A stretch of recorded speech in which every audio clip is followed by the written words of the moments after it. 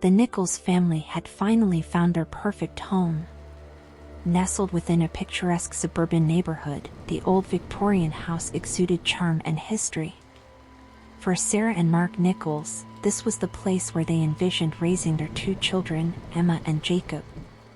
As the moving truck pulled up to the curb, the excitement in the air was palpable. The children's faces lit up as they bounded out of the car, eager to explore their new abode. The house stood tall with its weathered gray facade, adorned by ornate trimmings that had seen better days. "It's like a real-life castle," Jacob exclaimed, his eyes wide with wonder. Emma, the older of the two, clutched her stuffed bear as she stared at the house.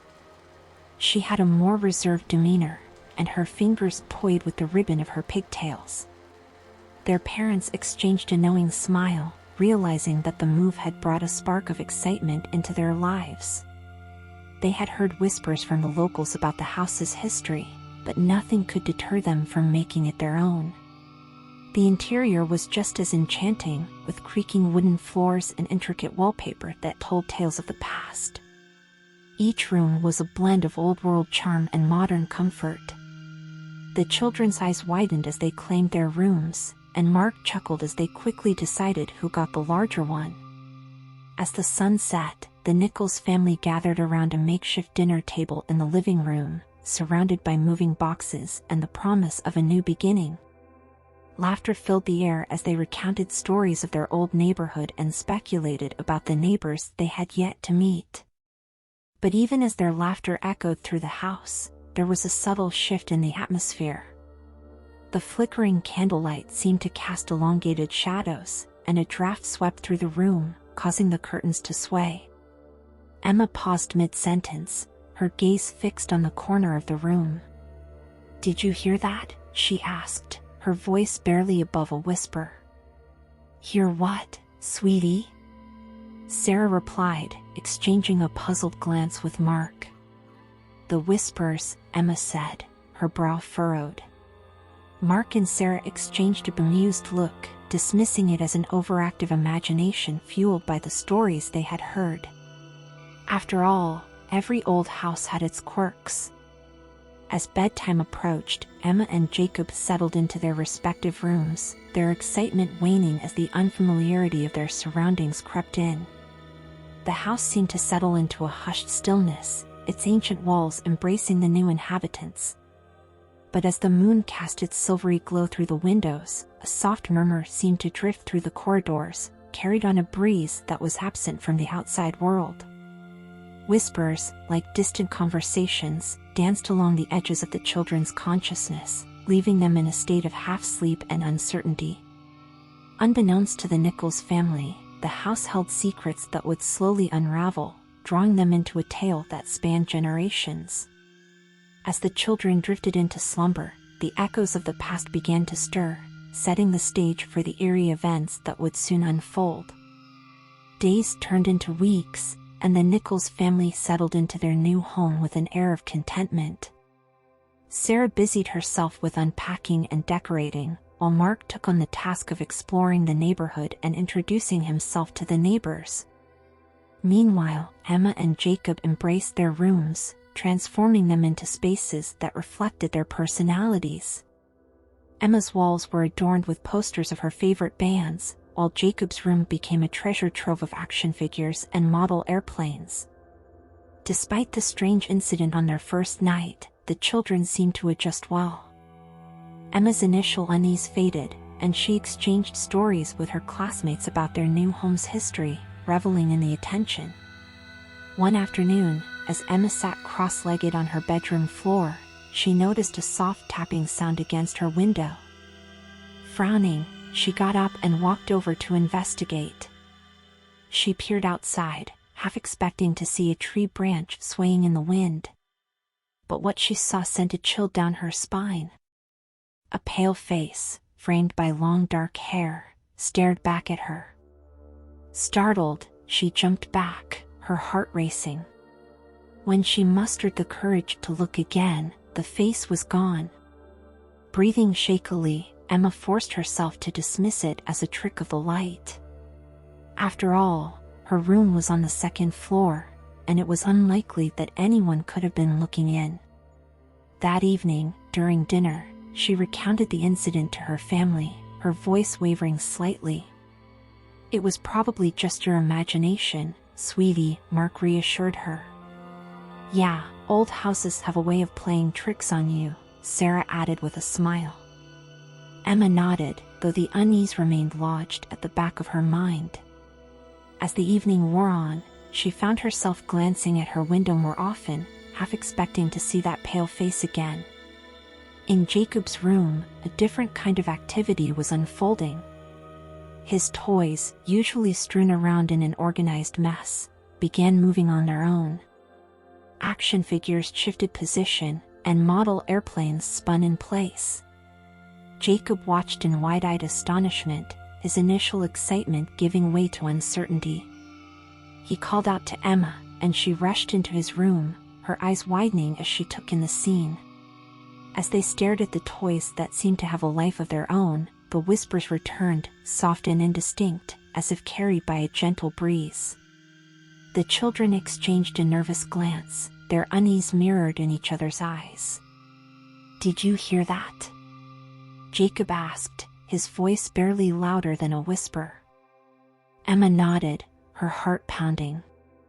"It's like someone's trying to talk to us." They stood in silence, the room filled with a palpable tension. The whispers grew in intensity, forming words that were just beyond their comprehension. And as the children strained to make sense of the ghostly messages, a feeling of dread settled in, leaving them with a chilling realization: their new home held secrets far more unsettling than they had ever imagined. As days turned into nights, the Nichols children found themselves plagued by unsettling dreams that seemed to blur the line between reality and nightmare. Emma's dreams were a tapestry of shadows and whispers, her subconscious a canvas for the haunting messages she had heard. In her dreams, she wandered through the house's dimly lit corridors, her footsteps echoing eerily against the walls. As she reached her bedroom, a figure emerged from the shadows, the same pale face she had glimpsed outside her window. It beckoned to her, its voice a melodic yet chilling whisper that sent shivers down her spine. Jacob's dreams were no less unsettling. In his dreams, he was surrounded by a sea of toys that moved on their own, their plastic limbs contorting into unnatural positions. The room was bathed in a sickly green light, casting elongated shadows that seemed to reach out for him. In the corner, a silhouette danced, a childlike figure with eyes that glowed like embers. It giggled softly, a sound that was both inviting and ominous. Each morning, Emma and Jacob awoke with a sense of unease, their dreams leaving a lingering sense of dread that hung in the air like a heavy fog. They shared their experiences with each other, seeking solace in the knowledge that they weren't alone in their ordeal. Their behavior began to change as well. Emma, once an outgoing and sociable girl, became more withdrawn, her smile replaced by a furrowed brow. Jacob, who had always been fearless, started clinging to his parents and hesitated to venture into certain parts of the house. One evening, as Sarah tucked them into bed, Emma's voice trembled as she spoke. "Mom, can I sleep in your room tonight?" Sarah exchanged a concerned look with Mark. "Of course, sweetie," she said, her heart aching for her daughter's distress. As the Nichols family settled into sleep, a chill seemed to permeate the air. The whispers that had once been confined to waking hours now crept into their dreams, intertwining with their thoughts and fears. Emma's dream was particularly vivid that night. In her dream, she wandered through the house's dimly lit corridors once again. This time, the pale figure was waiting for her, its face obscured by shadows. It beckoned to her, its voice a siren's song that drew her closer. The whispers seemed to grow louder, forming words that sounded like a plea. "Help me." Emma's eyes snapped open, her heart pounding. The words echoed in her mind, a haunting refrain that lingered long after she woke. She glanced around the room, half expecting to see the pale figure standing in the shadows. Meanwhile, Jacob's dream was equally unsettling. He found himself in his room, surrounded by his toys that twisted and contorted into grotesque forms. The childlike silhouette appeared again, its eyes burning like embers. It giggled softly, its laughter a chilling contrast to its innocent appearance. "Come, play." Jacob's eyes shot open, his breath coming in short, panicked gasps. He felt a cold sweat dampening his forehead, and he clutched his blanket tightly, as if seeking refuge from the haunting presence in his dreams. As the night wore on, the Nichols family found themselves caught in a web of dreams and whispers, their slumber plagued by a malevolent force that seemed to feed on their fear. The boundary between dreams and reality blurred, leaving them to grapple with the unsettling question, were their nightmares merely products of their imagination, or had something more sinister awakened within the house's walls? The Nichols family had become prisoners of their own home, the haunting presence growing stronger with each passing day. As the days turned into a relentless cycle of whispers and eerie occurrences, even the most mundane tasks took on an air of unease. Sarah found herself waking up in the middle of the night, convinced she had heard faint whispers drifting through the hallways. She would tiptoe through the house, her heart racing, only to find the rooms empty and the house cloaked in silence. Mark, once the embodiment of skepticism, couldn't deny the palpable tension that had taken hold of their home. He would spend hours researching the house's history, scouring old records for any mention of a haunting. Yet, every lead he pursued seemed to slip through his fingers, leaving him frustrated and bewildered. Meanwhile, Emma and Jacob's experiences continued to escalate. Their toys moved on their own, shadows seemed to dance along the walls, and odd cold spots appeared without explanation. Their dreams became increasingly vivid, the whispers mingling with their thoughts like a sinister symphony.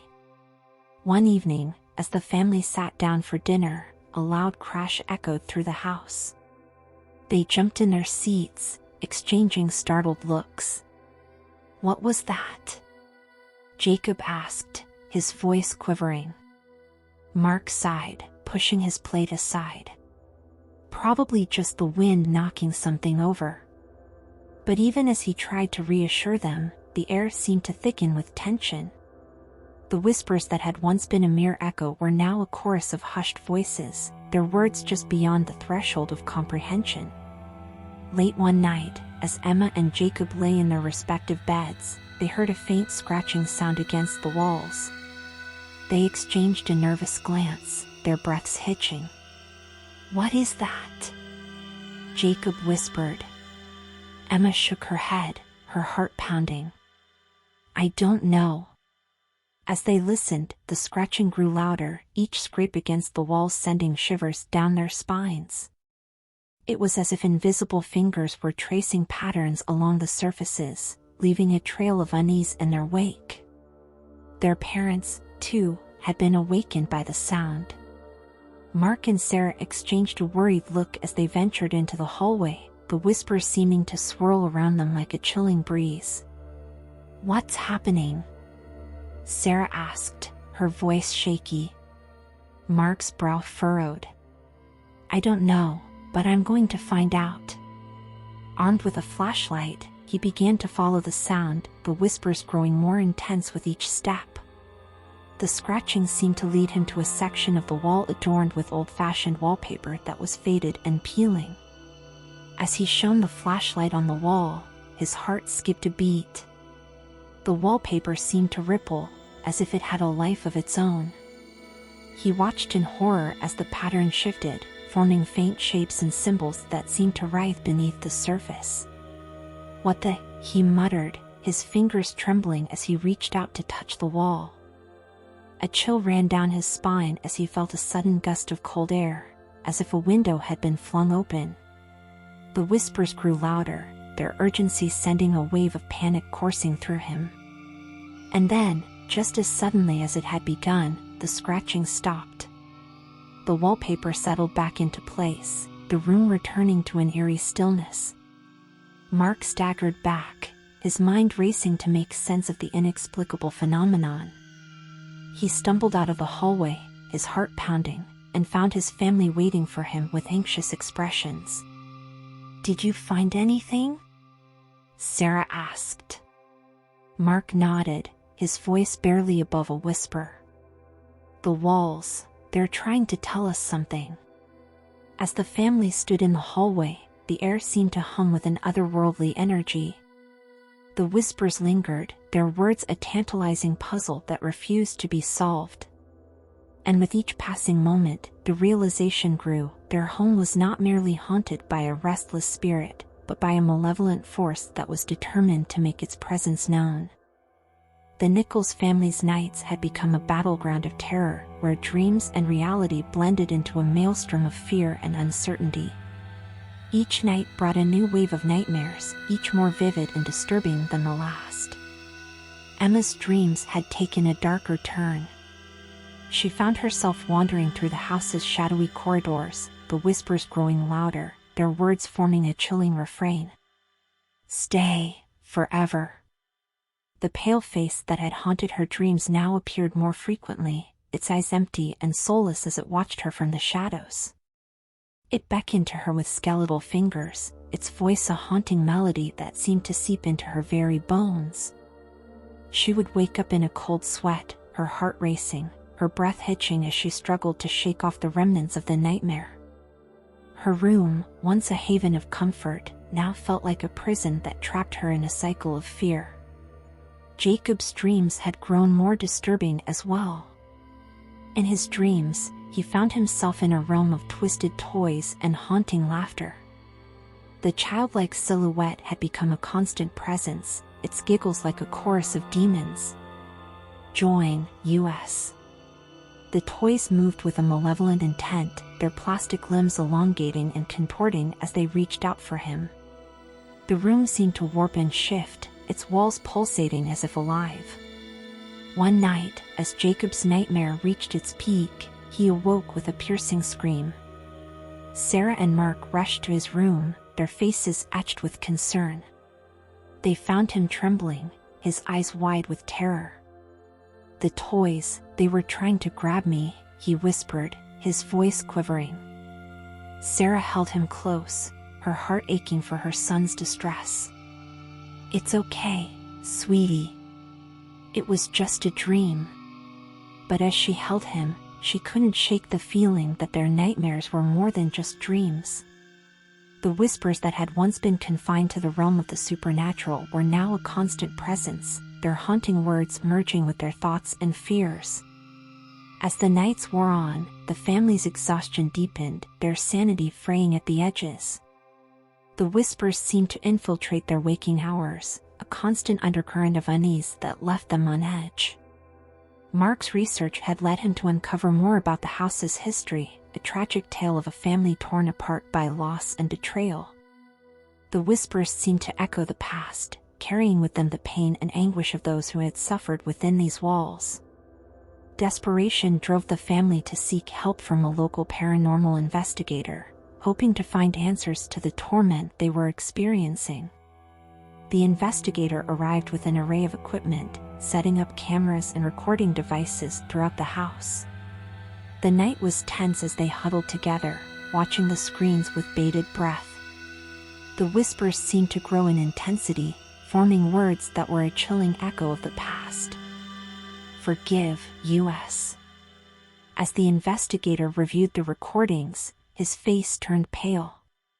He played back an audio clip, an EVP that sent shivers down their spines. The whispers were clear, distinct, and hauntingly familiar. "Emma. Jacob." The realization struck them like a blow to the chest. The malevolent force that had invaded their home was targeting their children, using their innocence as a vessel for its torment. And as they stared at the screens, the whispers seemed to take on a life of their own, swirling around them like a malevolent storm. The Nichols family was faced with a chilling truth: the entity that haunted their home was far more insidious than they had ever imagined. It wasn't content with simply existing in the shadows, it was reaching out, beckoning them into a nightmare that threatened to consume them all. The Nichols family had reached a breaking point, their home a battleground of malevolent forces that sought to tear them apart. The whispers grew louder, the nightmares more vivid, and their desperation more acute. Determined to find a solution, Mark delved deeper into the history of the house, uncovering a tragic tale of a family named the Carters who had once lived there. The whispers seemed to echo the past, carrying with them the pain and anguish of those who had suffered within these walls. One evening, as the family gathered in the living room, Mark presented his findings. He had pieced together a narrative of betrayal, jealousy, and a young girl named Emily Carter who had disappeared under mysterious circumstances. According to the records, the Carters lived here more than a century ago, Mark explained. Emily was their youngest daughter. She vanished without a trace, and her body was never found. The family listened in rapt attention, their unease deepening with each word. There were rumors of a haunting, of whispers and shadows that plagued the house, Mark continued. People claimed to have seen Emily's pale face peering from the windows. Emma and Jacob exchanged a nervous glance, the pieces of the puzzle falling into place. The pale face that had haunted their nightmares was likely that of Emily Carter, a restless spirit seeking something they couldn't quite fathom. Sarah shivered, her voice barely above a whisper. "What do we do, Mark?" Mark's expression grew determined. "We have to find a way to put Emily's spirit to rest. We need to uncover the truth behind her disappearance and help her find peace." With newfound purpose, the family embarked on a journey to uncover the secrets that had lain dormant for generations. They researched old archives, spoke to local historians, and even attempted to reach out to distant relatives of the Carter family. As they delved deeper, the whispers seemed to grow more insistent, their words forming a desperate plea for redemption. "Forgive me." One day, they stumbled upon a forgotten diary belonging to Emily Carter. The entries painted a heartbreaking picture of a young girl yearning for love and acceptance. She wrote of a forbidden romance and the anger it had incited within her family. The final entries were filled with a sense of foreboding, as if Emily had sensed her impending fate. She wrote of shadows that seemed to follow her, whispers that taunted her, and a growing sense of isolation. The more they read, the more the pieces fell into place. Emily's tragic story was a tapestry of betrayal and heartbreak, her spirit condemned to roam the house in search of closure. Armed with this newfound knowledge, the Nichols family sought out a spiritual medium who claimed to have experience with communicating with the spirit world. The medium performed a seance, and as the family gathered around a table, they held hands and focused their energy. The room grew cold, and a sense of unease settled in as they waited in anticipation. Slowly, as if carried by a whispering wind, a voice emerged, a soft and distant murmur that seemed to rise from the depths of the past. "Help me." The family felt a connection, a bridge between the living and the departed. They asked questions, their voices trembling with emotion, and received answers in the form of faint whispers. As the seance reached its climax, the room seemed to come alive with an otherworldly energy. The air crackled with a sense of anticipation, and the medium's voice grew urgent. "Emily, you are not alone. We're here to help you find peace." And then, as if a dam had burst, the room was filled with a chorus of whispers, cries, pleas, and regrets merging into a cacophony of sorrow. And then, just as suddenly as it had begun, the room fell silent. The air seemed to clear, and the Nichols family exchanged stunned glances. The medium looked at them, her eyes filled with compassion. "I believe we made contact with Emily. She knows that you want to help her." As the family absorbed the gravity of the moment, a sense of hope flickered within them. The whispers that had once been a source of torment now held the promise of redemption. And with this newfound determination, they prepared to confront the malevolent entity that had haunted their home for far too long. In light of their confrontation with the malevolent entity that was ravaging their home, the Nichols family began to rebuild their lives. The atmosphere brightened, the house again became a place of warmth and comfort. As the weeks turned into months, Emma and Jacob's behavior improved. Their smiles returned, and the shadows of their nightmares seemed to recede. The whispers that once haunted them have become a distant memory, a testament to their resilience and unity. Mark and Sarah found solace in the newfound peace of their home. They spent evenings together, sharing stories and laughing, and their bond was stronger than ever. The traumatic ordeal reminded them of the importance of family and the strength of facing adversity together. One afternoon, as the family gathered for lunch, a sense of contentment filled the air. The sun streamed in through the windows, casting warm patterns of light across the room. As they ate and talked, a gentle breeze rustled the curtains, and the atmosphere seemed to hum with a sense of peace. But even as the family basked in this newfound peace, a shadowy figure lingered on the periphery of their consciousness, a reminder of the malevolent presence they faced. A spirit medium warned them that the reverberations of such encounters could leave a mark, a lingering energy that might never fully dissipate. Late one night, as the family went to bed, Emma and Jacob's dreams took an unexpected turn. In their dreams, they found themselves in front of a familiar silhouette, the pale face of Emily Carter. "Thank you," she whispered, her voice a gentle breeze that carried a sense of closure. The siblings exchanged surprised looks, their fear replaced by a newfound sense of understanding. When they thought everything was fine, Emily just laughed ominously. The room was covered in darkness, the cold was in every corner. The brother and sister felt as if something was taking over their body. Something compelled them to go to the kitchen, each take a knife and stab each other in the body. Blood splattered everywhere, moans, screams, pain destroyed them, but they could not stop. They cut each other's fingers. Parents heard screams and ran to the kitchen. When they entered, they saw their children covered in dirt, with parts of their bodies cut off, dead. They collapsed on the floor in pain, then the mother felt the cold. She felt that something was taking over her. She got up, took a knife and frantically stabbed her husband's body. He tried to defend himself, but the force that was in him was stronger. It cut his neck. His head was hanging on his still twitching body. Then she fell to the floor. She felt the force leave her. Then she saw Emily laughing very loudly. In the aftermath of the harrowing confrontation, only the Sarah remained, alone in the once familiar house now shrouded in darkness. The weight of her actions bore down upon her, the echoes of her family's anguish haunting her every step. Standing amidst the remnants of her shattered life, the Sarah felt a cold chill that seemed to seep into her very soul. She knew that she had been consumed by a malevolence that had driven her to unspeakable acts. Her heart ached with grief and regret, and she longed for an escape from the torment that had consumed her. And then, a whisper, a voice that seemed to echo from the abyss. Emily's voice, soft yet haunting, reached her ears. "Sarah," she murmured.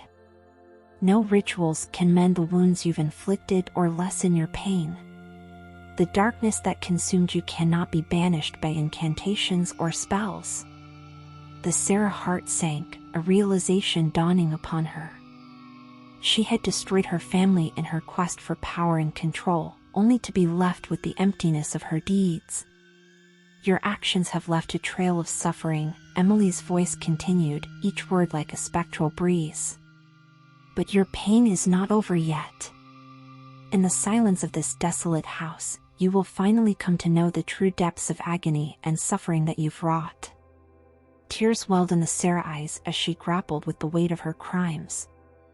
The darkness that had once held her in its thrall now seemed to mock her, the shadows dancing in cruel celebration. As the reality of her situation settled in, the Sarah realized that she was truly alone, surrounded by the ruins of her life. The whispers of her family's pain had become her own, a haunting reminder of the irreversible horrors she had unleashed. And as the days turned into nights, the house became a prison of despair. The Sarah wandered its halls, tormented by her memories, plagued by the relentless echoes of suffering. She had become the last remnant of a tragedy that could never be undone.